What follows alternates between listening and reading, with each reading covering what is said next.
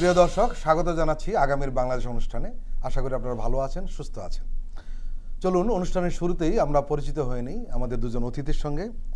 আমাদের সঙ্গে আজ রয়েছেন এম আবদুল্লাহ, ব্যবস্থাপনা পরিচালক, বাংলাদেশ সাংবাদিক কল্যাণ ট্রাস্ট। আর রয়েছেন জনাব মাহবুব মুর্শেদ, ব্যবস্থাপনা পরিচালক ও প্রধান সম্পাদক, বাংলাদেশ সংবাদ সংস্থা, যা বাসস নামে পরিচিত। শুরুতে আমরা যাব এম আবদুল্লাহর কাছে। এম আবদুল্লাহ, দুর্নীতির খবর বাংলাদেশ ছাড়িয়ে আন্তর্জাতিক পর্যায়ে চলে গেছে এবং সেখানে যথারীতি শেখ পরিবারের সদস্যরা রয়েছে। আমরা কদিন আগেও শেখ রেহানার কন্যা টিউলিপ সিদ্দিকের দুর্নীতির খবর পেয়েছি এবং আন্তর্জাতিক পত্রিকাগুলো সেটা বেরিয়েছে। আবার শুক্রবার আবার খবর বেরিয়েছে যে তার যে ছোট বোন আজমিনার সিদ্দিকী, তারও ফ্ল্যাটের সন্ধান পাওয়া গেছে এবং বিনা পয়সায় উনি ফ্ল্যাট পেয়েছেন। বিষয়গুলি কিভাবে দেখছেন আপনি? গত 15 বছর বাংলাদেশটাকে তো একটি লুটের রাজ্য, একটা লুটপাটের একটা রাজ্যে পরিণত করা হয়েছে। যে দলটি ক্ষমতায় ছিল, যে সরকারটি ক্ষমতায় ছিল, তাদের মূল জায়গাটাই ছিল তারা এই দেশকে কিভাবে লুটে ফুটে নিজের দেশের বাইরের সম্পদের পাহাড় গড়বে সেই জায়গা।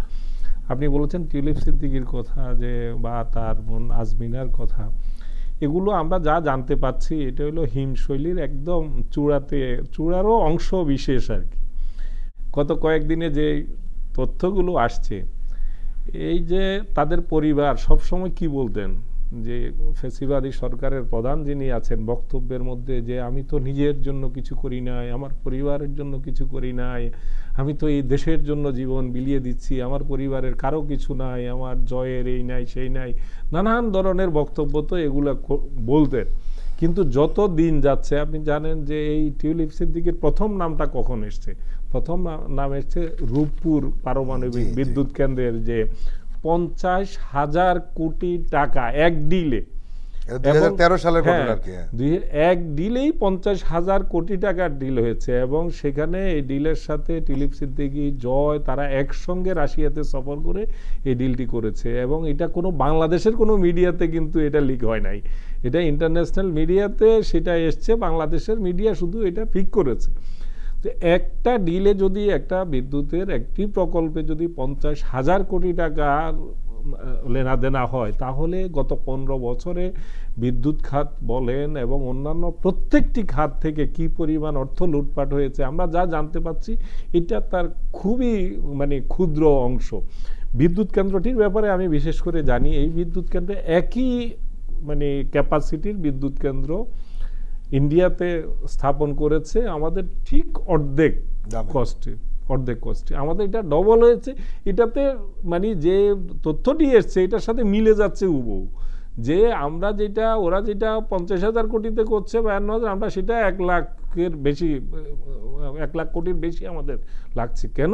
কারণ এখানে ডিলটাই এভাবে যে তোমাকে এই দেবো, অর্ধেক আমাকে দিয়ে দেবা, এভাবেই তো চলেছে। আপনি বিদ্যুতের একটি প্রজেক্টের খবর, আদানির বিষয়টা আপনি জানেন, আদানির সাথে কিভাবে দেশের সব কিছুকে বিসর্জন দিয়ে, দেশের স্বার্থকে বিসর্জন দিয়ে, শুধু আদানি যেভাবে চেয়েছে, মনে হয় যেন বাংলাদেশের চুক্তি, মনে হচ্ছে যে বাংলাদেশের না, এটা তাদের স্বার্থ রক্ষার জন্য। বিদ্যুৎ কেন্দ্রটা হচ্ছে আদানির কাছে, সেখানে কয়লা ব্যবহার করবে তারা, সেই জায়গাতেও এই জিনিসগুলো হচ্ছে। টিউলিপ সিদ্দিকী এবং তার বোনের যে বিষয়টা এসছে, আমরা দেখেছি যে সেখানে একটার পর একটা তথ্য বেরিয়ে আসছে। কিন্তু এটা কিন্তু আমার যেটা মনে হচ্ছে যে এর পেছনে আরও, যেহেতু এটা অনুসন্ধানী, তাদের বিরুদ্ধে অনুসন্ধানটা সেখানে চলছে। ব্রিটেন তো আপনারা জানেন যে যত কিছুই হোক, তাদের ক্ষেত্রে নীতি নৈতিকতার জায়গাটাতে যারা বিশেষ করে পলিটিক্স করেন, তাদের নীতি নৈতিকতার জায়গাটা কিন্তু সেখানকার মানুষের মধ্যে খুবই গুরুত্ব বহন করে। এবং আবার মজার ব্যাপার হচ্ছে, এই টিউলিপ সিদ্দিকী কিন্তু ওখানে নীতি নৈতিকতা বিষয়ক, সেখানে যে দুর্নীতি বিরোধী একটা মন্ত্রণালয়ের দায়িত্বে আছেন। এখন তার বিরুদ্ধে যখন এই তথ্যগুলো আসছে, এটা নিয়ে তোলপাড় চলছে। যত আমরা দেখেছি যে ইউকের সবচেয়ে প্রভাবশালী যেসব মিডিয়া আছে, সেগুলোতে একের পর এক, কিন্তু একটা মিডিয়া না, কিন্তু একের পর এক এই তথ্যগুলো বেরিয়ে আসছে। এবং প্রথমে যখন টিউলিপ সিদ্দিকীটা আসলো, তখন ইনিয়ে বিনিয়ে চেষ্টা করা হলো, ব্যাখ্যা দেওয়ার চেষ্টা করা হয়েছে। এইভাবে দুর্নীতি করে বাংলাদেশের সম্পদ লুটে পুটে এই জায়গাটাতে, এটা কিন্তু সবাই জানতো, কিন্তু এই যে শেখ রেহানাকে তো আমরা অনেকে জানেন যে এটাকে কেশিয়ার বলা হতো তাকে, তো তার কাছে তো অর্থ সম্পদ থাকবে, এখানে 2-4টা ফ্ল্যাট কোনো বিষয় না। আমরা জানি যে একজন চট্টগ্রামের একজন মন্ত্রী, যিনি সবচাইতে জুনিয়র মন্ত্রী ছিলেন এই শেখ হাসিনা সরকারের, তার ফ্ল্যাটের সংখ্যাটা শত, এবং সেটা শুধুমাত্র দুবাইতেই হলো 350 ফ্ল্যাট তার পাওয়া গেছে। এটা যেটা জানা গেছে, জানার বাইরে আর কত আছে সেটা তো আমরা জানি। মাহবুব মুর্শিদ আবদুল্লাহ ওনার কথা শেষ দিকে সেটা কথা বলেছিলেন, সেটি হলো যে শেখ রেহানা ছিলেন কেশিয়ার অর্থে এই লুটপাটের যত কেশিয়ার, এটা কিন্তু সবাই জানতো, এটা নতুন কোনো খবর আমরা এখানে আলোচনা করছি, বিষয়টা এরকম নয়, কিন্তু ওইভাবে নামটা আসেনি। কিন্তু উনি আসলে যে কেশিয়ার ছিলেন এখন আস্তে আস্তে বেরিয়ে আসছেন, এবং ওনার বাড়িটাও কিন্তু, উনি যে লন্ডনে যে বাড়িটাতে থাকেন, খুব দামি একটি বাড়িতে, সেটিও কিন্তু কারো উপহার দেওয়া। মানে সব মিলিয়ে আমরা লক্ষ্য করছি যে শেখ হাসিনা, জয়, আমরা জানি যে জয়ের সেখানে বিশাল সম্পদের মালিক আমেরিকাতে, তারপর মন্ত্রীর কথা বলছিলেন আবদুল্লাহ, মানে সব মিলিয়ে এই যে গোটা বিষয়টা, যে এই পরিবারটা একদম, আমরা যেটা বলি বাংলাদেশের একটা চোরতন্ত্র কায়েম করেছিল, এই চোরতন্ত্রের ধারক বাহক ছিলেন তারা, প্রমাণ হচ্ছে গ্রাজুয়ালি। 2008-09 ক্ষমতায় আসার পরে তারা আসলে অনেকেই ধারণা করেছিলেন যে তারা বাকশাল 2.0 কায়েমের দিকে যাচ্ছেন, কিন্তু আসলে আমরা যখন এই লুটপাটতন্ত্র বা এই যে তাদের যে চোরতন্ত্রের ইতিহাসগুলো দেখছি, তখন কিন্তু বোঝা যাচ্ছে যে তারা বাকশাল 2.0 না, তারা আসলে টাকশাল কায়েম করেছিলেন। এখন জিনিসটা হলো কি, যে আমরা কিন্তু এখন পর্যন্ত আমাদের মুষ্টিমেয় কিছু রিপোর্টের বাইরে এই যে আপনি যে কথাগুলো বললেন, এগুলো একটা ধারণার পর্যায়ে রয়ে গেছে, এবং তাদের নিকটবর্তী যারা ছিলেন তারা প্রত্যেকেই এক ধরনের লুটপাট, চুরি, ডাকাতি এগুলোর সঙ্গে জড়িত ছিলেন, এবং বিপুল অঙ্কের টাকা তারা বিদেশে পাচার করেছেন। কিন্তু আমরা বিস্ময়করভাবে হলো সত্যি যে এই যে ধারণাটা কিন্তু প্রমাণ করার দায়িত্ব মিডিয়ার, কিন্তু আমরা দেখছি যে দেশীয় মিডিয়া এই কাজটি করতে গিয়ে কিন্তু শোচনীয়ভাবে ব্যর্থতার পরিচয় দিয়েছে। আমরা 5 আগস্টের যে গণঅভ্যুত্থান, সেই গণঅভ্যুত্থানের পরে মিডিয়াকে নানাভাবে বিকশিত হতে দেখেছি, মিডিয়ায় মত প্রকাশের নানান রকমের বিস্ফার ঘটতে দেখেছি, আমরা নানাভাবে কথা বলছি, নানা রকম প্রশ্ন করতে শুরু করেছি, কিন্তু সেই অর্থে শেখ পরিবারের যে দুর্নীতি, টাকা পাচার, লুটপাট, সেগুলোর বিরুদ্ধে না, সেগুলো নিয়ে যে রিপোর্ট প্রকাশ, তথ্য প্রকাশ, সেগুলোর হতে দেখিনি। আমরা কি দেখেছি যে এই যে যেটা বললেন যে ভূমি প্রতিমন্ত্রী ছিলেন একজন চট্টগ্রামে সাইফুদ্দিন চৌধুরী, তিনি যে এই যে লন্ডনে 700 ফ্ল্যাট কিনেছেন, দুবাইতে 350 ফ্ল্যাট কিনেছেন, এগুলো কিন্তু আমরা বাংলাদেশি যারা তারা বিদেশে বসে যে রিপোর্ট করেছেন সেখান থেকে জানতে পেরেছি। আমরা জেনেছি এগুলো নেত্র নিউজ থেকে, যারা বিদেশি মিডিয়া, নেত্র নিউজ, জুলকারনাইন সায়ের তার কিছু রিপোর্ট করেছেন, সেখান থেকে জানতে পেরেছি, তাসনিম খলিল রিপোর্ট করেছেন, সেখান থেকে জানতে পেরেছি। এবং এরপরে আমরা এই বাকি রিপোর্টগুলো কোথা থেকে জানতে পারলাম? নিউ ইয়র্ক টাইমস থেকে জানতে পারলাম, সান থেকে জানতে পারলাম, সানডে টাইমস প্রকাশ করেছে, সানডে টাইমস আমরা আলোচনা করছি আজকে, সানডে টাইমস থেকে জানতে পারলাম। এখন আমার একটা প্রশ্ন হলো যে এই দেশীয় মিডিয়া, এখন তো মিডিয়ার উপরে কোনো বার নাই, কিন্তু কেউ মিডিয়াকে বলছে না যে তোমরা এই নিউজ প্রকাশ করতে পারবে, এই নিউজ প্রকাশ করতে পারবে না, কিন্তু আমরা দেখছি যে এই যে ইন্ডিপেন্ডেন্ট মিডিয়া, তারা শেখ হাসিনা এবং তার পরিবারের যে দুর্নীতি, লুটপাট এবং মুদ্রা পাচার, যেটার জন্য বাংলাদেশ একটা শোচনীয়, একটা ভয়াবহ অর্থনৈতিক সংকটের মধ্যে নিমজ্জিত হয়েছে, এবং আমাদের অর্থনীতি আসলে একটা পতনের দ্বার প্রান্তে চলে গিয়েছিল, এবং এই সরকার এটাকে কোনো রকমের একটা রক্ষা করার ব্যবস্থা করেছে। কিন্তু এই যে আমাদের প্রধান সংকট, অর্থনৈতিক সংকট, ডলার সংকট এবং পাচার, লুটপাট, এবং 15 বছর ধরে একটানা যে লুটপাটের ফলে বিদেশে একটা বিপুল পুঁজি পাচার হয়েছে, এবং এই চোরদের একটা বড় সাম্রাজ্য গড়ে উঠেছে, এটার বিরুদ্ধে কিন্তু আমরা এখানে রিপোর্ট প্রকাশ হতে দেখছি না। কেন হচ্ছে না বলে আপনার মনে হয়? আমার যেটা মনে হয় যে মিডিয়া কেন আসলে এই শেখ পরিবারের দুর্নীতি, লুটপাট এগুলো নিয়ে নিউজ প্রকাশ করছে না, তথ্য প্রকাশ করছে না, বিশেষ করে বাংলাদেশের মিডিয়া, সেটার একটা কারণ হলো যে এই মিডিয়া কোনো না কোনোভাবে আওয়ামী লীগের এই শাসনের বেনিফিশিয়ারি, আওয়ামী রেজিমের বেনিফিশিয়ারি। কারণ আমরা সকলেই জানি যে এই 15 বছর 15.5 বছর আওয়ামী লীগ কিন্তু যত ভিন্ন মতাবলম্বী মিডিয়া ছিল সেগুলোকে হয় বন্ধ করেছে, না হলে তারা নিজেদের নিয়ন্ত্রণে নিয়েছে, মালিকানা পরিবর্তন করেছে। এবং যারা টিকে ছিল তারা আসলে কোনো না কোনোভাবে তাদের সরাসরি সমর্থক বা কোনো রকমের তাদের পারপাস সার্ভ করেই আসলে টিকে ছিল। এখন এর মধ্যে একটা দুইটা ব্যতিক্রম পাওয়া যাবে, কিন্তু ওভারঅল আওয়ামী লীগ তাদের জন্য চূড়ান্ত অর্থে চ্যালেঞ্জ তৈরি করতে পারে এরকম কিন্তু কোনো টিভি, কোনো সংবাদপত্র, কোনো অনলাইন এগুলোকে টিকতে দেয়নি। এখন আমরা 5 আগস্টের যে গণ অভ্যুত্থান, সেই গণ অভ্যুত্থানের পর কিন্তু একই ল্যান্ডস্কেপ দেখতে পেলাম, মিডিয়া একই জায়গায় আছে। ফলে এই মিডিয়া শেষ পর্যন্ত যতই তারা ভোল পাল্টাক, দল বদল করুক, চেহারা বদল করুক, মুখোশ বদল করুক, তারা কিন্তু এই যে মূল যে জায়গায় ওইখানে তারা কিন্তু আঘাত হানবে না। ফলে আমরা দেখতে পাচ্ছি যে শেখ পরিবার এবং এই যে তাদের সাঙ্গপাঙ্গদের যে লুটপাট, দুর্নীতি, এগুলোর খবর দেশীয় মিডিয়ায় খুব একটা প্রকাশিত হচ্ছে না।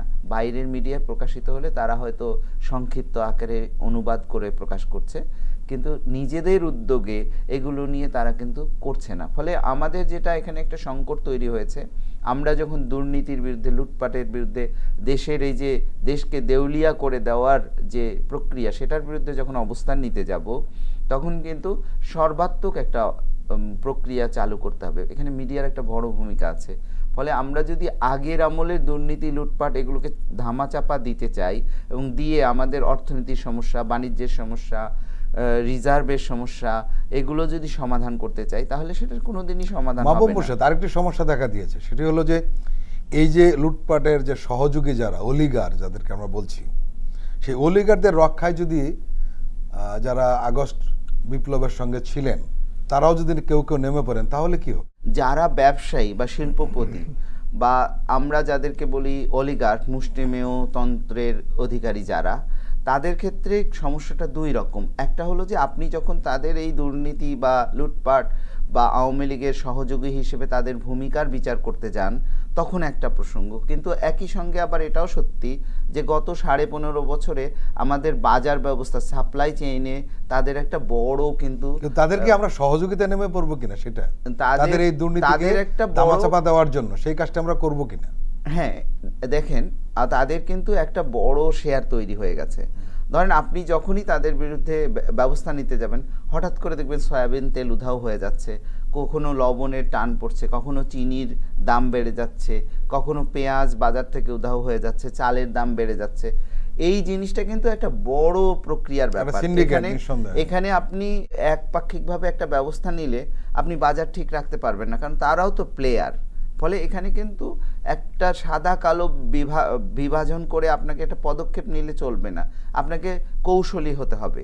তাদের সহযোগী হিসাবে যদি আমরা কেউ নেমে পড়ি, তাহলে আচ্ছা, সেটা তো নিশ্চয়ই খুব খারাপ ঘটনা হবে যে তাদের সহযোগী হিসেবে নেমে পড়া কখনোই ঠিক হবে না। বিশেষ করে যারা আগস্ট গণ অভ্যুত্থানের যে শক্তি, যারা এই স্পিরিটে বিশ্বাসী, যারা এই গণ অভ্যুত্থানে সক্রিয় অংশগ্রহণকারী, তাদেরকে কিন্তু শেষ পর্যন্ত দুইটা জায়গায় একেবারে স্ট্রিক্ট থাকতে হবে। সেটা হলো পুরনো ব্যবস্থাটা যেন কোনোভাবেই ব্যাক করতে না পারে, পুরনো বন্দোবস্তটা যেন কোনোভাবে ব্যাক করতে না পারে। কারণ এই যে হাজারো মানুষ, যে ছাত্র জনতা যে শহীদ হয়েছে, তাদের লক্ষ্য কিন্তু একটাই ছিল যে শুধু শেখ হাসিনার পতন নয়, শেখ হাসিনার যে বন্দোবস্ত, সেই বন্দোবস্তের পতন এবং নতুন একটা ব্যবস্থা তৈরি করা, সেই পুরনো ফ্যাসিস্ট ব্যবস্থার ওপরে ওটার ধ্বংস সাধন করে একটা নতুন ব্যবস্থা কায়েম করা। এখন এই জায়গাটায় যেন আমরা কম্প্রোমাইজ না করি, এটা তো সাধারণ আকাঙ্ক্ষা থাকবেই। কিন্তু আমরা যখন দেখছি যে পরিস্থিতির মধ্যে আমরা যখন একটা চিন্তা করি যে আদর্শ হলো এটা, কিন্তু আমরা যখন অ্যাক্ট করি তখন কিন্তু আমরা সেটার মুখোমুখি হতে গিয়ে কিছু কম্প্রোমাইজ করি। কিছু হলো আমি যখন সোজা রাস্তায় চলতে চাইবো, জ্যাম হলে আমাকে বাইপাস নিতে হয়, এরকম নানান পদ্ধতি আছে। কিন্তু আমার কাছে যেটা মনে হয়, যতই বাইপাস হোক, যতই আমরা হলো পাশের রাস্তা নিতে নেই, কিন্তু আমাদের মূল লক্ষ্য যেন ঠিক থাকে, যেখানে গিয়ে আমরা আসলে এই ফ্যাসিবাদী ব্যবস্থার বিলোপ ঘটাবো এবং তাদের পুরনো যে শক্তি, ফ্যাসিস্ট শক্তি, তাদের ফিরে আসার পথটা বন্ধ করে দেব। আবদুল্লাহ, আমরা সেই রিপোর্টটি দেখছিলাম, সানডে টাইমসের যে রিপোর্টটি, সেখানে কিন্তু খুব ডিটেলস এসেছিল এবং সেখানে শেখ রেহানার বাড়িটা কীরকম, কার বাড়ি, কীভাবে উনি পেলেন সেটা কিন্তু উল্লেখ করেছেন। এবং সেটি যেটা নেত্র নিউজ এর আগেই প্রতিবেদন করেছিল, যেটির মালিক হলো সায়ান রহমান, মানে সালমান এফ রহমানের ছেলের। এর আগেও টিলুপের বোন এবং তার মা আরেকটি ফ্ল্যাটের কাছে থাকতেন, ওই ফ্ল্যাটটির কাছে এখন যেখানে থাকেন তার কাছে থাকতেন। সেটির মালিক ছিল আওয়ামী লীগের এক নেতা কাজী জাফরুল্লাহ। এবং এই সমস্ত ঘটনায় কিন্তু আপনি যেটা শুরুতে বলছিলেন যে কিছু কিছু মিডিয়া বা টিউলিপের পক্ষ থেকে এড়িয়ে যাওয়ার চেষ্টা করছিল, কিন্তু আসলে এটা ক্রমবর্ধমান চাপে পড়ে গেছে হাসিনার বাগ্নি। কারণটা হলো ব্লুমবার্গও কিন্তু রিপোর্ট করেছে এই নিয়ে, যে এই জিনিসটা খুব সহজে শেষ হবে মনে হয় আপনার। ডেলি মেইলও করেছে, ডেলি মেইলও গতকাল তার আগে অনেকগুলি মিডিয়া অনেকগুলো এবং অত্যন্ত প্রভাবশালী ডেলি মেইলও। আসলে এই যে লুটপাট তন্ত্রের যে মূল, এরা যে পুরো রাষ্ট্রটাকে নিজেদের একদম পৈতৃক সম্পত্তিও মানুষ এভাবে লুট করে বিদেশে নিয়ে যায় না। অন্তত আপনি নিজের পৈতৃক সম্পত্তি এভাবে নিজের দেশে রাখে, অন্তত পক্ষে বিদেশে নিয়ে যায় না। আপনি যেটা দেখছেন একের পর এক আসছে কি উপহারের কথা আসছে, এগুলো তো একদম হাস্যকর। এটি হলো যাদেরকে নানানভাবে এখান থেকে টাকা পাচারের জন্য অনেক ধরনের ওয়ে অবলম্বন করা হয়, অনেকগুলো পথ, অনেক পদ্ধতি অবলম্বন করা হয়। সেই পদ্ধতিরই একটা অংশ কাউকে পেমেন্ট করেছে, সে গিফট দেখিয়েছে, পেমেন্টটা এখান থেকে গিয়েছে, ওখানে গিফট দেখিয়েছে যে একটা ফ্ল্যাট হিসেবে বা অন্যভাবে। কিন্তু আমরা যেটা দেখছি, আমি আগেও যেটা বলছি এখনো বলতে চাই, যে যেটা আমরা জানতে পারছি এটা খুবই ক্ষুদ্র অংশ এবং তাদের অ্যাসেটের পরিমাণ বিশ্বব্যাপী, শুধু ইউকেতে না, আপনি দুবাই, ইউকে, ইভেন আফ্রিকার বিভিন্ন দেশে যে মানে অপশান, যে পালিয়ে গেলে কোন কোন দেশে সবচাইতে প্রশ্নহীনভাবে বসবাস করা যাবে, কোন কোন দেশে নিরাপত্তা বোধ করা যাবে, এরকম আপনি অনেকগুলো দেশের নাম এসছে যে যেখান থেকে ইন্ডিয়া থেকে শেখ হাসিনা যাওয়ার জন্য চেষ্টা করছিলেন, কিন্তু সেটা শেষ পর্যন্ত সফল হয় নাই বলে হবে না তা না। ওই সব দেশেও কিন্তু লক্ষ কোটি টাকার তাদের অ্যাসেট গড়ে উঠেছে, গড়ে রেখেছেন। আপনি সালমান এফ রহমানের ছেলের কথা বলেছেন, এগুলো তো দৃশ্যমান। বাংলাদেশে এই দরবেশের নাম বাংলাদেশে কিন্তু গত 2 দশক ধরেই কিন্তু আলোচিত হচ্ছে, শেয়ার বাজার লুটপাট থেকে শুরু করে ব্যাংক লুট, বিশেষ করে ব্যাংকগুলোকে তো একদম ফতুর করে ফেলেছে। একটা ব্যাংক থেকে 5,000 10,000 কোটি টাকা নিয়ে গেছে, কোনো রিটার্ন করে না, একটা পয়সা রিটার্ন করার প্রয়োজন মনে করে। তারপরও দাবিয়ে বেরিয়েছেন প্রধানমন্ত্রীর কি একটা শিল্প ও বাণিজ্য বিষয়ক উপদেষ্টা নাকি একটা উপদেষ্টা পদ নিয়ে বিশ্বব্যাপী, এবং তার এই যে ক্রাইসিসের সময়টাতে আমরা দেখেছি সালমান রহমান দাপট দেখানোর চেষ্টা করেছেন, তার প্রধানমন্ত্রীর হয়ে মানে আমরা দেখেছি যে আন্তর্জাতিক শক্তিগুলোর সাথে নানান ধরনের বার্গেনিং, আলাপ আলোচনা করা, সরকারকে টিকিয়ে রাখার জন্য এই কাজগুলো করেছে। কেন করেছে? কারণ তাকে এই সুযোগগুলো দিয়ে দেওয়া হয়েছে। তার জন্য বাংলাদেশ ব্যাংকের আইন পরিবর্তন করা হয়েছে। আপনি চিন্তা করতে পারেন, একটা সেন্ট্রাল ব্যাংকের আইন পরিবর্তন হয় একটা ব্যক্তিকে সুবিধা দেওয়ার জন্য, একটা গ্রুপকে সুবিধা দেওয়ার জন্য, একটা রাষ্ট্রকে কোথায় নিয়ে গেলে পরে যে এটা ঘটতে পারে। এখান থেকে রিজার্ভ যে কেলেঙ্কারি, রিজার্ভের কেলেঙ্কারি এখনো এটা পর্যন্ত কিন্তু যে দেশে রিজার্ভের কেলেঙ্কারির সাথে গভর্নর জড়িত থাকে, আপনি বিশ্বাস করতে পারেন যে গভর্নর কার জন্য করেছে? এদের জন্যই করেছে। এই টাকাগুলো শেখ রেহানার টাকা পাচারের জন্য, জয়ের টাকার জন্য, এগুলোর জন্যই তো এই রিজার্ভের এই কেলেঙ্কারির ঘটনা ঘটেছে। যা আমরা দেখতে পাচ্ছি এটা কিন্তু খুবই ক্ষুদ্র অংশ। আমি বিশ্বাস করি যে এই মিডিয়াগুলো যেহেতু নেমেছে, এটা সহজে ছাড়বে বলে মনে হয় না।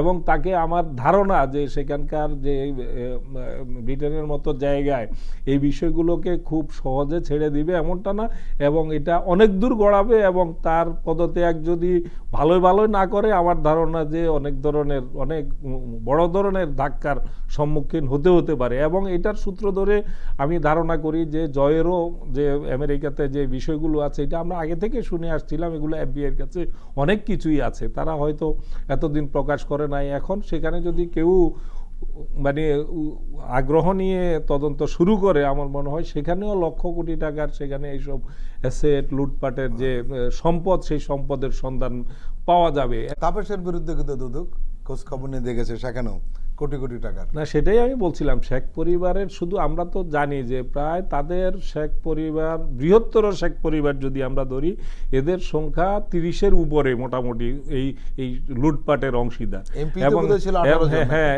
মানে এমপি এবং বিভিন্ন post position, formal informal post position hold করেছেন, এদের সংখ্যা 30-এর উপরে, প্রায় 40-এর কাছাকাছি। এদের সবাই কিন্তু অবাধ লুটপাটের একটা তাদেরকে লাইসেন্স দিয়ে দেওয়া হয়েছিল। যারা যেখানে কেউ খুলনায় ভাগ করে নিয়েছেন, কেউ বাগেরহাটের জমিদার হয়ে উঠেছিলেন, কেউ বরিশালের হয়ে উঠেছিলেন, কেউ ফরিদপুর, এদিকে নিক্সন চৌধুরীর কথা, তার ছেলেদের কথা আমরা এগুলো জানি। তো এইভাবে পুরো রাষ্ট্রটাকে তারা ভাগ করে নিয়েছিল যে কে কোন অংশে লুটপাট করবে, এবং এগুলো অবারিত করে দেওয়া হয়েছিল। ক্ষমতার শীর্ষ পদ থেকে এই লুটপাটটাকে একেবারে অবারিত করে দেওয়া হয়েছিল। কেউ প্রশ্ন করার কোনো সাহস নাই। তারা শুধু কি করতো, একটা প্রজেক্ট নিজেরাই একটা প্রজেক্ট তৈরি করতো। আপনি পদ্মা সেতুর কথা আপনি জানেন যে পদ্মা সেতুতে শুধুমাত্র নদী শাসন, বায়বীয় এটা নদী শাসন, মানে এই নদী শাসনের এটা দিয়ে কিছুদিন পরপরই 5,000 কোটি টাকা নদী শাসন বাবদ 5,000 কোটি টাকা ব্যয় বৃদ্ধি পেয়েছে। এটা অনুমোদন করে দেওয়া হতো, আর টাকাটা চলে যেত নিজস্ব।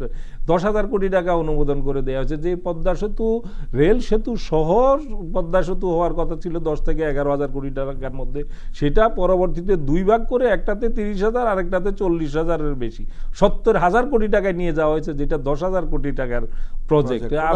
হ্যাঁ, টোটাল প্রজেক্ট যেখানে ছিল 10 থেকে 11,000 কোটি টাকা, যেটা বিশ্ব ব্যাংকের সাথে আমরা করতে চেয়েছিলাম প্রথম দিকে। তারপরে আপনি মেট্রো রেলের কথা বলেন, মেট্রো রেল দফায় দফায় বেড়েছে। প্রথমে এটা ছিল 9,000 কোটি টাকার প্রজেক্ট, সেখান থেকে সেটা 20-21,000 কোটি টাকা, যে টাকা খরচ হয়েছে 13টা মেট্রো রেল। সেটাই, মেট্রো রেলের প্রথমে 9,000, সেখান থেকে 21,000 থেকে শুধু মতিঝিল থেকে কমলাপুর যেতে আরো 11,000 কোটি টাকা, 10-11,000 কোটি। ভাবা যায়, আপনি এই সমস্ত টাকা যদি ওখানে ঢেলেও দেওয়া হয়, তাও মনে হয় জায়গা হবে না, তো এইভাবে প্রত্যেকটা প্রজেক্টে আপনি এই যে বিমানবন্দরে যেটা করেছে, একটা পুরো নতুন একটা বিমানবন্দর যদি আপনি করেন, তাও একদম অত্যাধুনিক একটা নতুন বিমানবন্দরও যদি করেন, তাও 20-22,000 কোটি টাকা লাগে না। কিন্তু একটা টার্মিনাল, স্রেফ একটা টার্মিনাল ভবন করে সেখানে 22,000-23,000 কোটি টাকা, তারপরও শেষ মুহূর্তে আবারও বাড়িয়েছে। এই যে এক্সপ্রেসওয়েটা যেটা করা হচ্ছে, এই এক্সপ্রেসওয়েটা বলা হচ্ছে যে এটা মানে পাবলিক প্রাইভেট একটা পার্টনারশিপের, মানে অ্যাজ ইফ আপনি এটা নিয়ে মাথা কামানোর দরকার না, এটা প্রাইভেট করতেছে, কিন্তু তা না, এটার অন্তরালে আরেকটা লুটপাট। এখানে শুধুমাত্র এই যে এটার জায়গাটা বরাদ্দের জন্য ক্ষতিপূরণের নামে কয়েক দফায় হাজার কোটি টাকা সরকার থেকে বরাদ্দ করে লুটপাট করা হয়েছে। এভাবে আপনি যদি একটা একটা করে, আপনি জানেন যে টানেলের কি অবস্থা, চট্টগ্রামে টানেলের ক্ষেত্রে কি করা হয়েছে, সেখানে 7 স্টার হোটেল করা হয়েছে রানীকে রাখার জন্য, আর টানেলটা এখন প্রত্যেক মাসে মানে লক্ষ লক্ষ টাকা, কোটি কোটি টাকা মানে গচ্ছা দিতে হচ্ছে অপ্রয়োজনে, শুধুমাত্র নাম ফাটানোর জন্য এবং চমক দেখানোর জন্য, লুটপাটের জন্য। তো এইভাবেই তো পুরো রাষ্ট্রটাকে একটা মানে একদম ফতুর করে ফেলা হয়েছে। এই রাষ্ট্রটা অন্য কেউ যাতে এমন অবস্থায় চলে গেছে যে আমরা তো চলেই যাব, পালিয়ে যাব, যাতে এই রাষ্ট্রটা আর কেউ চালাইতে না পারে। একটা পর্যায়ে যে পালিয়ে যাবে এটা কিন্তু তারা জানতো, এ কারণেই সম্পদগুলো বিদেশে নিয়ে গেছে। আপনি দেখবেন এতে পরিকল্পনা করেই নিয়ে যাওয়া হয়েছে যে একটা সময় আমাদের পতন ঘটবে, আমাদেরকে পালিয়ে যেতে হবে, সেটার জন্যই সমস্ত সম্পদ ভিতরে নিয়ে গিয়ে, এবং সেই পালিয়ে যাওয়ার পর যাতে এই রাষ্ট্রটা কেউ চালাইতে না পারে, এই জায়গাটাতে নিয়ে যাওয়া হয়েছে। প্রিয় দর্শক, আমরা এখন একটি বিরতি নিচ্ছি, আমরা এক্ষুনি ফিরছি, আপনারা আমাদের সঙ্গেই থাকুন।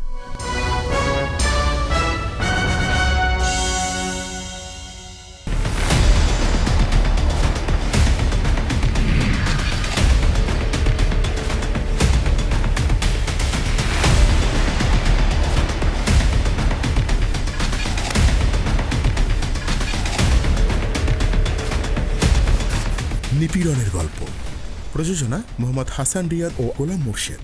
দেখবেন প্রতি শুক্র ও শনিবার সন্ধ্যা 7টায়।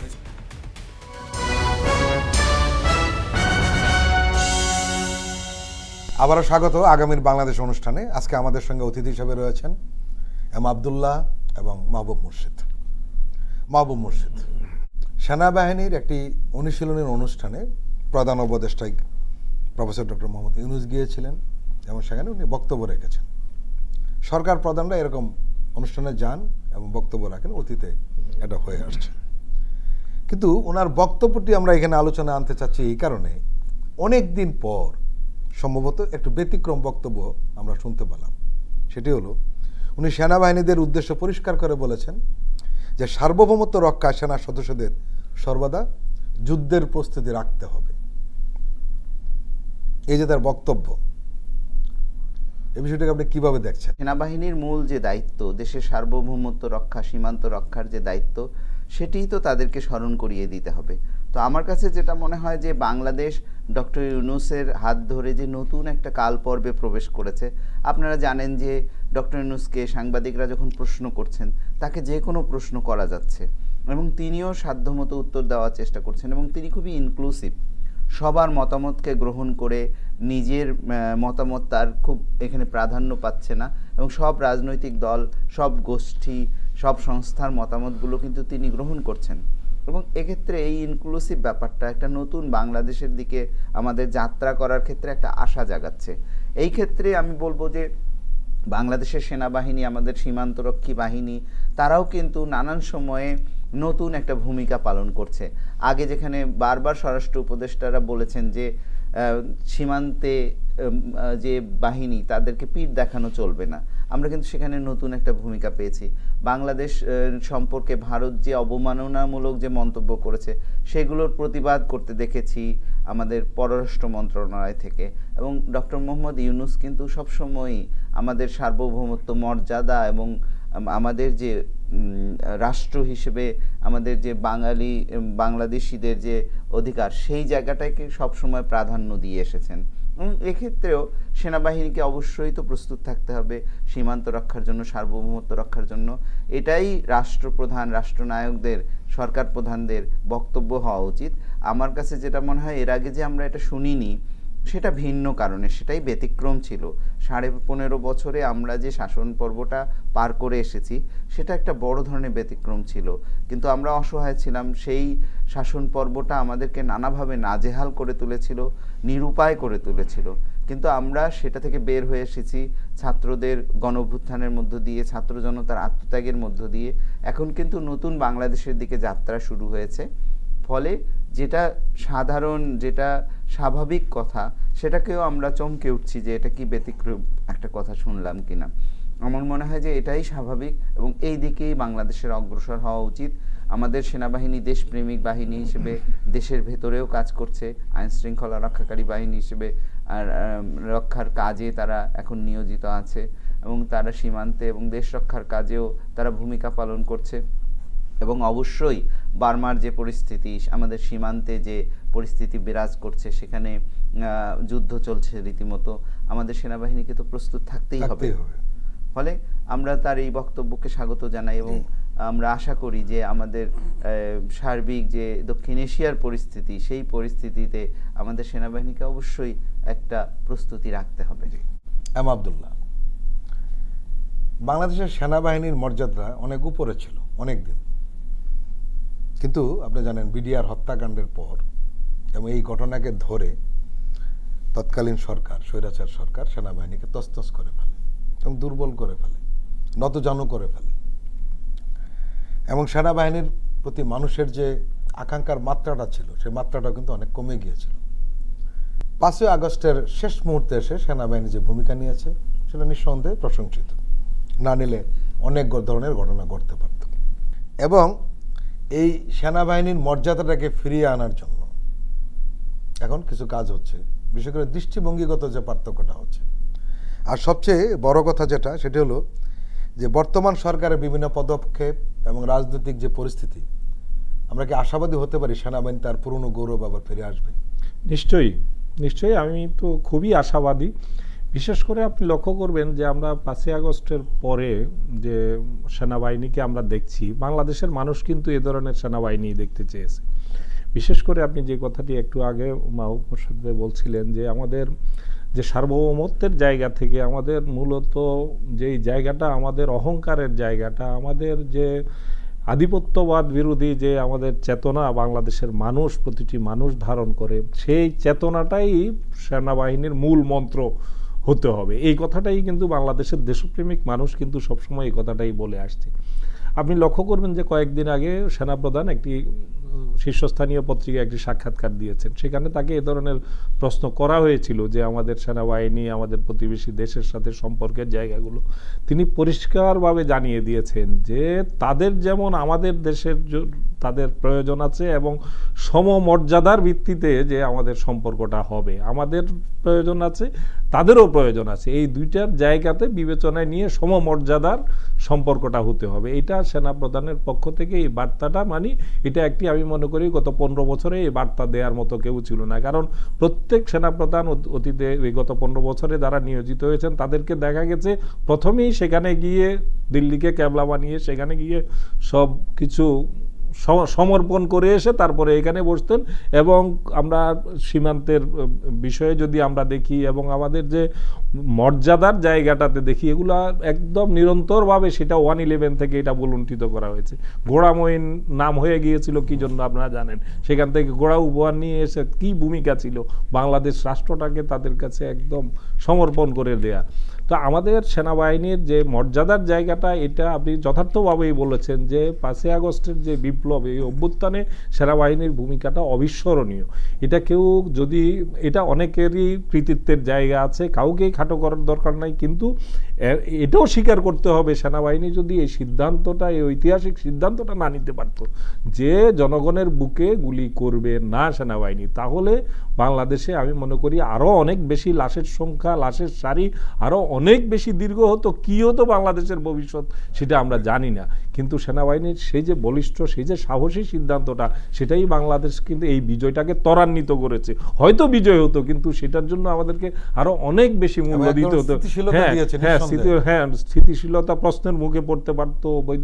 বাইরের যে ষড়যন্ত্রগুলো ছিল, আপনারা দেখেছেন যে শেখ হাসিনা নিজে এখানে হস্তক্ষেপের জন্য আহ্বান জানিয়েছেন, সেখানে যোগাযোগ করেছেন একাধিকবার সেখানে, যাতে দিল্লি থেকে ঢাকায় হস্তক্ষেপ করা হয়, এ ধরনের সংবাদ আমরা দেখেছি। তো সেরকম যদি সেনাবাহিনীর শক্ত অবস্থান যদি না নিত, তাহলে কিন্তু ইতিহাসটা ভিন্ন রকমও হতে পারত। এই জন্য সেনাবাহিনীকে আমরা অবশ্যই সাধুবাদ জানাবো, এবং আগামী দিনে সেনাবাহিনী বাংলাদেশের মানুষের যে আকাঙ্ক্ষার জায়গাটা এটাই ধারণ করবে, এটাই আমরা বিশ্বাস করি।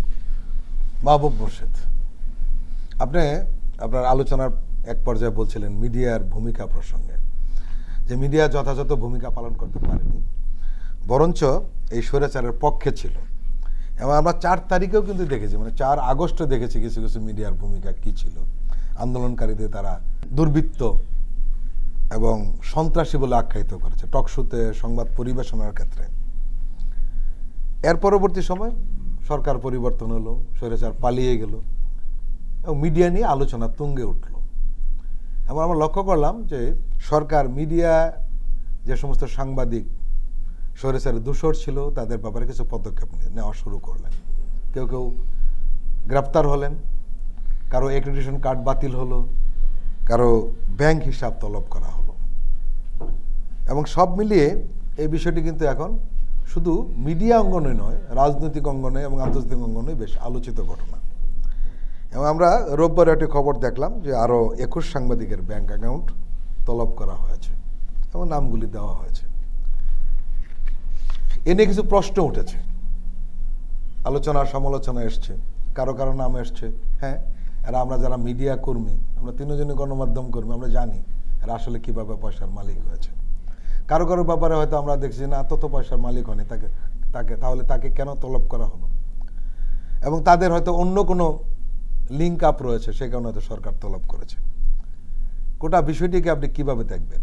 গত 15.5 বছরে মিডিয়া এক ধরনের, যেটা আমি আগেই বলছিলাম, যে ভিন্ন মতাবলম্বী যে মিডিয়া, তাদেরকে হয় বন্ধ করা হয়েছিল অথবা দখল করে নেওয়া হয়েছিল, এবং নতুন যে মিডিয়াগুলোকে অনুমতি দেওয়া হয়েছিল প্রকাশের এবং প্রচারের, সেগুলো অবশ্যই আওয়ামী রেজিমের সঙ্গে সম্পর্কিত ছিল। তাদের সম্পর্কিত ব্যবসায়ীরাই সেখানে ইনভেস্ট করেছেন এবং তাদের উদ্দেশ্য ছিল রাজনৈতিক যে ফায়দা লোটা, এবং তারা নানাভাবে তার নির্বাচন করেছে, আওয়ামী লীগের থেকে সুযোগ সুবিধা নিয়েছে, এবং সাংবাদিকরা তাদের পেটোয়া বাহিনী বা তাদের শ্রমিক বাহিনী হিসেবে কাজ করেছে। এখন আমরা দেখছি কি নানান রকমের পদক্ষেপ নেওয়া হচ্ছে।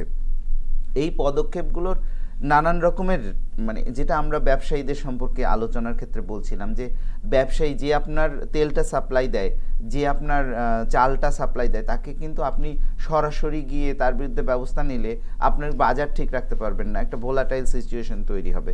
তেমনিভাবে মিডিয়ার ক্ষেত্রে একই রকম একটা সত্যি অবস্থা আছে।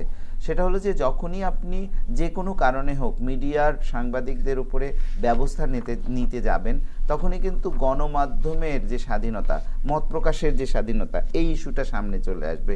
বিশ্বের নানান রকমের সংগঠন আছে যারা এই বিষয়গুলো নিয়ে সোচ্চার, এবং আমরাও কিন্তু গণমাধ্যমের স্বাধীনতা, মত প্রকাশের স্বাধীনতা নিয়ে দীর্ঘদিন লড়াই সংগ্রাম করেছি।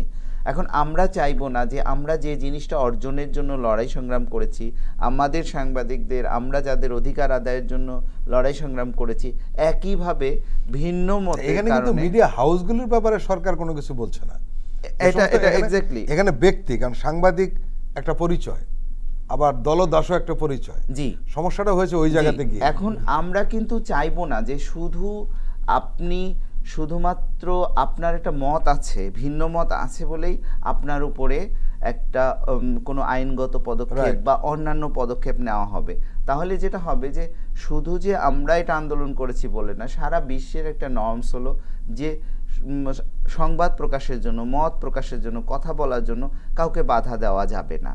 এখন আপনি আওয়ামী লীগ যে উপায় অবলম্বন করে আমাদের সাংবাদিকদের সচিবালয় প্রবেশাধিকার রুদ্ধ করেছিল, তারপরে বিভিন্ন সংস্থা দিয়ে তাদের ব্যাংক হিসাব তলব করেছিল, তাদেরকে ডেকেছিল, সেই একই রকম প্রক্রিয়ায় আমরা যাচ্ছি কিনা, এই প্রশ্ন আমাদের নিজেদেরকে করতে হবে। কারণ আমরা কিন্তু এই ডক্টর মোহাম্মদ ইউনূসের সরকার আন্তর্জাতিকভাবে প্রবল প্রশংসিত এবং স্বীকৃত একটা সরকার, এবং আমরা যে আন্দোলন করছি সেই আন্দোলনের মধ্যেও কিন্তু আমরা মত প্রকাশের অধিকারের ব্যাপারটা কিন্তু সর্বাগ্রে তুলে ধরেছি, মানবাধিকার, মত প্রকাশের অধিকার, সংবাদপত্রের, সংবাদ মাধ্যমের অধিকারের ব্যাপারটা।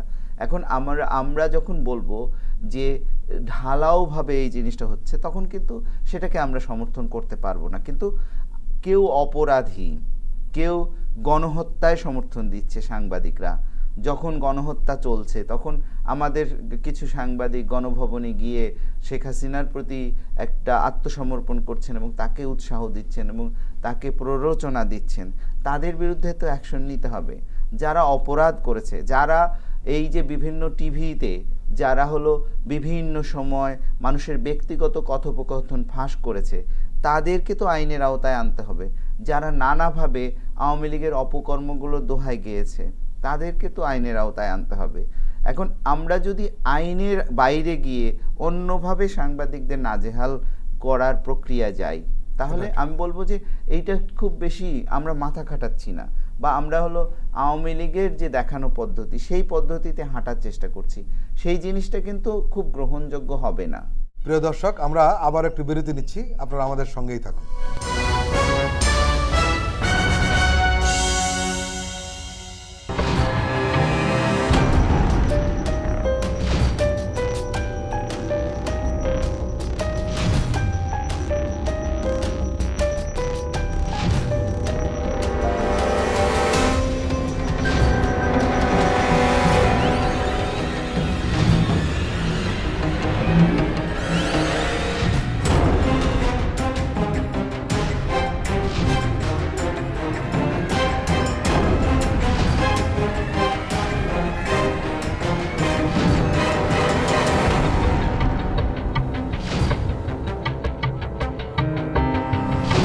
কেমন আছে অর্থনীতি দেখবেন প্রতি সোম ও মঙ্গলবার রাত 10:20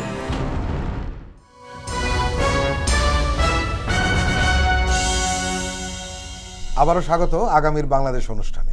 এম আবদুল্লাহ।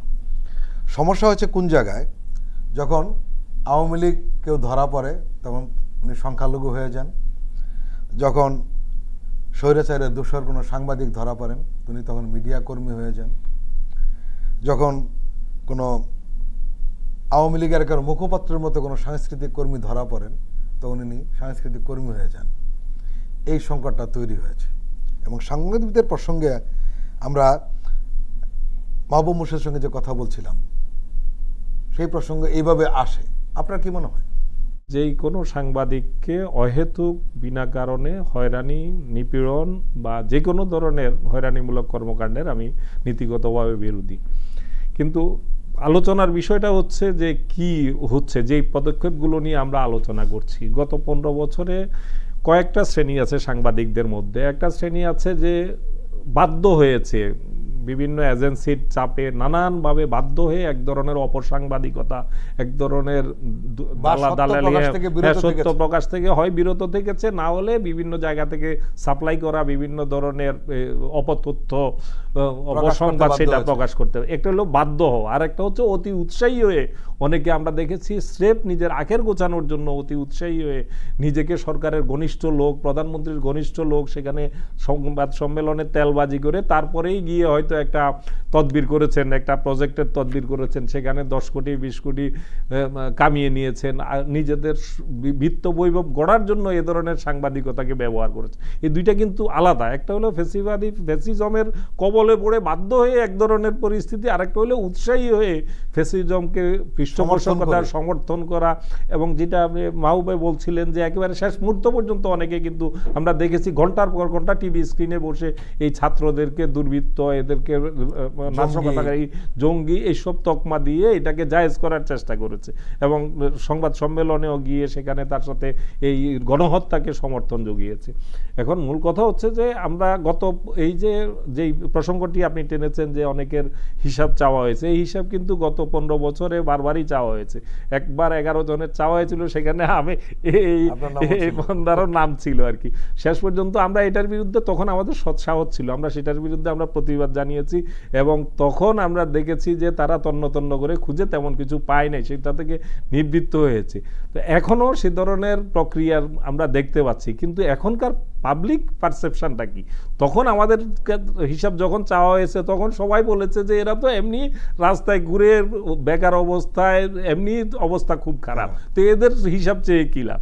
আর এখনকার পারসেপশন কি? এখন যাদের হিসাব চাওয়া হয়েছে অধিকাংশ ক্ষেত্রেই যারা মিডিয়া সম্পর্কে খোঁজখবর রাখেন, মিডিয়া পাড়ার লোকজন, ইভেন সংবাদকর্মী যারা সহকর্মী, তাদেরও পারসেপশন হচ্ছে যে এরা প্রচুর এই সময়ে কামিয়েছে। এখন এটা সত্যতা নিশ্চিত করার জন্য সরকার যদি চায় তাহলে সেটা চাওয়ার অধিকার তো সরকারের আছেই, যেমনটা আমাদের টিও চেয়েছে এবং তারা তন্ন তন্ন করে খুঁজেছে, তারা কিছু পায়নি। তো এখনো যদি তারা চায় সেটা চাইতে পারে, কিন্তু আমাদের কনসার্ন সেটা হচ্ছে যে কোনো অহেতুকভাবে কোনো রাজনৈতিক মতভিন্নতার কারণে কোনো সাংবাদিক যাতে হয়রানির শিকার না হয়, এটাকে আমরা কখনোই, সেরকম হলে আমরা কখনো সমর্থন করব না। এবং সেই জায়গাটাতে আমরা দেখেছেন গত 15 বছরে দেখেছেন মিডিয়া বন্ধ করে ক্ষান্ত হয় না। মাহমুদুর রহমানকে কি করেছে তখন, কিন্তু এখন যেটা করা হচ্ছে তখনকার প্রেক্ষাপটটা কিন্তু সেরকম ছিল না। আওয়ামী লীগ আমলে কিন্তু তৌফিক ইমরোজ খালেদির মতো বিডি নিউজের তাকেও যখনই একটু এদার ওদার করতে গেছে তখন কিন্তু তারও হিসাব তলব করে তাকে কোণঠাসা করা হয়েছে। আমরা কয়েকদিন আগে একজন সম্পাদক, সাবেক একজন, আমরা একটি পত্রিকার সম্পাদক যিনি প্রধানমন্ত্রীর প্রেস সেক্রেটারিও ছিলেন, তার একটা অ্যাকাউন্টের হিসাব আমাদের সামনে এসছে। আমরা দেখেছি 350 কোটি টাকার মতো তার অ্যাকাউন্টে লেনদেন হয়েছে। এটা স্বাভাবিক কিনা সেটা বিবেচনার দাবি রাখে আর কি, এই লেনদেনটা স্বাভাবিক। তার আগে আরেকজন সিনিয়র সাংবাদিক যিনি একটা টেলিভিশনে আগে ছিলেন, নারী সাংবাদিক, তার অ্যাকাউন্টেও একটা বড় অঙ্কের লেনদেন নিয়ে এটা অলরেডি তদন্ত করছে। আমরা দেখলাম যে সেটার জন্য তাদের কাছে দুদক থেকেও বোধহয় তাদের তদন্তের কাজ শুরু হয়েছে। এখন যদি অস্বাভাবিক এ ধরনের নিজের আখের গোছানোর জন্য সাংবাদিকতা পেশাটাকে কলুষিত করে থাকে, এই পেশাটাকে কলঙ্কিত করে থাকে, গোটা সাংবাদিক সমাজের কল্যাণেই কিন্তু এটা হওয়া উচিত যে তাদের বিরুদ্ধে তদন্ত হয়ে ব্যবস্থা হওয়া উচিত। মাহবুব মোর্শেদ, খালেদা জিয়া চিকিৎসার জন্য বাইরে যাচ্ছেন। উনি দীর্ঘ সময় বাইরে থাকবেন। প্রথম যাবেন লন্ডনে, লন্ডন থেকে পরে যাবেন আমেরিকাতে, তারপর আবার লন্ডনে আসবেন চিকিৎসা শেষে, তারপর উমরা করতে সৌদি আরব যাবেন। ওনার এই কর্মসূচি রয়েছে। উনি অন্তত 4 থেকে 5 মাস সম্ভবত বাংলাদেশে থাকছেন না। এই যে উনি চিকিৎসার অনুমতি পেলেন অনেক দিন পর, জীবনে রিস্ক নিয়ে কিন্তু উনি কোনো আপোষ করেননি। উনি ইচ্ছা করলে কিন্তু সরকারের সাথে আপোষ করে বাইরে যেতে পারতেন, এরকম প্রস্তাব ছিল আমরা জানি, কিন্তু উনি আপোষ করেন নাই। উনি জীবনের রিস্ক নিয়েছেন, ঝুঁকি নিয়েছেন। আপনি বিষয়টি কিভাবে দেখছেন? আসলে এটা খুবই বহুল প্রত্যাশিত ছিল এবং সবাই আকাঙ্ক্ষা করছিলেন যে তিনি একটা সুচিকিৎসা পাবেন, এবং আওয়ামী লীগের শাসনামলেই সেটা যদি হতো খুব ভালো হতো, কারণ এর মধ্যে ওনার শরীরের অবস্থা অনেক খারাপ হয়ে গিয়েছে এবং আপনারা সবাই জানেন যে বিদেশ যাওয়ার মতো পরিস্থিতি তৈরি হওয়ার পরেও 5 আগস্টের পরেও উনি যেতে পারেননি, কারণ শরীরের পরিস্থিতি খুব মানে যাওয়ার উপযুক্ত ছিল না। এখন অনেকটা সামলে উঠেছেন এবং তিনি বিদেশে যাবেন। আসলে এটা খুবই দুঃখজনক যে তার মতো একজন নেত্রী তিনি এরকম চিকিৎসার জন্য বাইরে যেতে পারেন এবং চিকিৎসাটা তিনি পাননি। এখন তিনি যাচ্ছেন এবং যাওয়াটা আমাদের একটা প্রত্যাশা তো অবশ্যই থাকবে যে তিনি সুস্থ হয়ে ফিরবেন, কিন্তু একই সঙ্গে বাস্তবতাটাও মাথায় রাখতে হবে যে তার অনেক বয়স হয়েছে এবং যে এই আওয়ামী লীগের শাসনামলে তার উপরে যে নির্যাতন নিপীড়ন চলেছে তার ফলে তার রিকভার করার সম্ভাবনা কিন্তু 100% না। তারপরে আমরা প্রত্যাশা করব তিনি সুস্থ হয়ে ফিরবেন এবং দীর্ঘদিন পর তিনি বাইরে যাবেন, তার ছেলের সঙ্গে তার দেখা হবে এবং সেটা একটা খুবই আগ্রহ উদ্দীপক ব্যাপার হবে বাংলাদেশের জন্য। বাংলাদেশের সবাই অধীর আগ্রহে এরকম একটা মুহূর্তের জন্য অপেক্ষা করবে এবং তার ফেরারও প্রত্যাশা করবে। এবং আমরা জানি যে গতকাল বিএনপি শীর্ষস্থানীয় নেতারা তার সঙ্গে দেখা করেছেন, তার সুস্বাস্থ্য কামনা করে দোয়া করেছেন এবং তারা মানে আমরা বিএনপির পক্ষ থেকে যেটা বুঝতে পারছি যে বিএনপি এই সরকারের প্রতি যেমন সমর্থনটা অব্যাহত রেখেছে এবং সরকারও কিন্তু বিএনপির দিকে সবসময় একটা সৌহার্দ্যের এবং সম্প্রীতির একটা হাত প্রসারিত করে রেখেছে। বিশেষ করে খালেদা জিয়ার ব্যাপারে খালেদা জিয়া, তারেক রহমান সবার ব্যাপারে একেবারেই ইতিবাচক। খালেদা জিয়া, তারেক রহমান সবার ব্যাপারে সরকার খুব ইতিবাচক মনোভাব দেখিয়েছে এবং আপনারা জানেন যে তাদের বিরুদ্ধে যেসব মিথ্যা মামলা ছিল সেই সব মিথ্যা মামলা প্রত্যাহার করা হয়েছে। যদিও আমরা এক ধরনের অস্থিরতা দেখি যে আইনি প্রক্রিয়াগুলো অনেকে বুঝতে পারেন না, কিছু একটা হলেই তারা একটা তোলপাড় শুরু করে দেন, কিন্তু আমরা ফাইনালি যেটা দেখছি যে সরকারের দিক থেকে খুব ভালো একটা পদক্ষেপ নেওয়া হয়েছে এবং ডক্টর মোহাম্মদ ইউনূস একটা সাক্ষাৎকারে কিন্তু এর মধ্যে বলেছেন যে এই যে বিভিন্ন রাজনৈতিক দলের সঙ্গে যখন তিনি কথা বলেন তাদের মধ্যে যে সহযোগিতা, সম্প্রীতি এবং মানে এই যে পাশে থাকার একটা বাসনা দেখতে পান, আকুতি দেখতে পান, এটা তাকে চমৎকৃত করে এবং আমরা মনে করি যে এখানে জটিলতার কিছু নেই এবং সেই বাংলাদেশ একটা নতুন পথে যাত্রা করছে।